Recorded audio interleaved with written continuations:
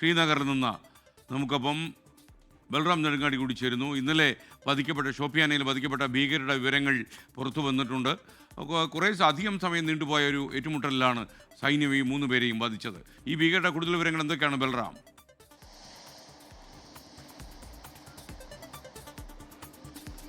എഫ്.കെ.എൻ. ഇന്നലെ ഷോപ്പിയാനിൽ നടന്ന ഏറ്റുമുട്ടൽ വധിച്ച 3 ഭീകരവാദികളുടെ വിവരങ്ങളും പുറത്തു വന്നിരിക്കുകയാണ്. 3 പേരും പ്രാദേശിക ഭീകരവാദികളാണ് എന്ന് സുരക്ഷാ സേന സ്ഥിരീകരിക്കുന്നു. 2 പേരെ ഇന്നലെ തന്നെ തിരിച്ചറിഞ്ഞ മൂന്നാമൻ എന്നുള്ളത് ഹാരിസ് നസീർ എന്ന ഭീകരനാണ്. ഇയാൾ ലഷ്കർ ഇ ത്വയ്ബ അംഗമാണ്. ഒപ്പം തന്നെ TRF ഈ ലഷ്കർ ഇ ത്വയ്ബയുടെ സഹസംഘടനയായ TRFിലും സജീവമായി പ്രവർത്തിച്ചിരുന്നു എന്നാണ് സുരക്ഷാ സേന ലഭ്യമാകുന്ന വിവരം. ഇയാളോടൊപ്പം കൊല്ലപ്പെട്ട മറ്റ് 2 പേർ ഷാഹിദ് അഹമ്മദ് കൂട്ടോ ഒപ്പം തന്നെ അദ്നാൻ ഷാഫി ദർ എന്നിവരാണ്. ഈ കൂട്ടോയാണ് മറ്റ് 2 പേരെയും ഈ ഭീകര സംഘടനയിലേക്ക് റിക്രൂട്ട് ചെയ്തത് എന്നാണ് സുരക്ഷാ സേനയ്ക്ക് ലഭ്യമായിരിക്കുന്ന വിവരം. 2023 കൂട്ടോ ലഷ്കർ ഇ ത്വയ്ബയുടെ ഭാഗമാകുന്നതും തുടർന്ന് പരിശീലനം നേടുന്നതും.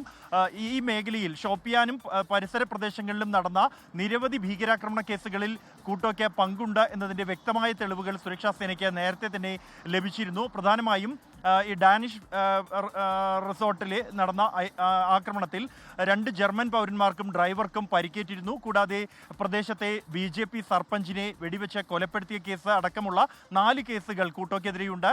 സമാനമായി തന്നെ ഈ ഡാനിഷ് റിസോർട്ട് ആക്രമണ കേസിൽ പങ്കെടുത്ത ഒരു പ്രതിയാണ് ഹാരിസ് നസീർ എന്നും സുരക്ഷാ സേന സ്ഥിരീകരിക്കുന്നുണ്ട്. ഇതുകൂടാതെ അദ്നാൻ ഷാഫി ദർ ഈ മേഖലയിൽ അന്യസംസ്ഥാന തൊഴിലാളിയെ കൊലപ്പെടുത്തിയ കേസിലെ പ്രതിയാണ്. ഇവരോടൊപ്പം മറ്റ് പാക് ഭീകരവാദികളും പ്രദേശത്തുണ്ടായിരുന്നതായി ചില വിവരം ലഭിച്ചിട്ടുണ്ട്. ഇതിന്റെ അടിസ്ഥാനത്തിൽ ഇപ്പോഴും വനമേഖലയിൽ തിരച്ചിൽ തുടരുകയാണ് എന്നാണ് ലഭിക്കുന്ന വിവരം.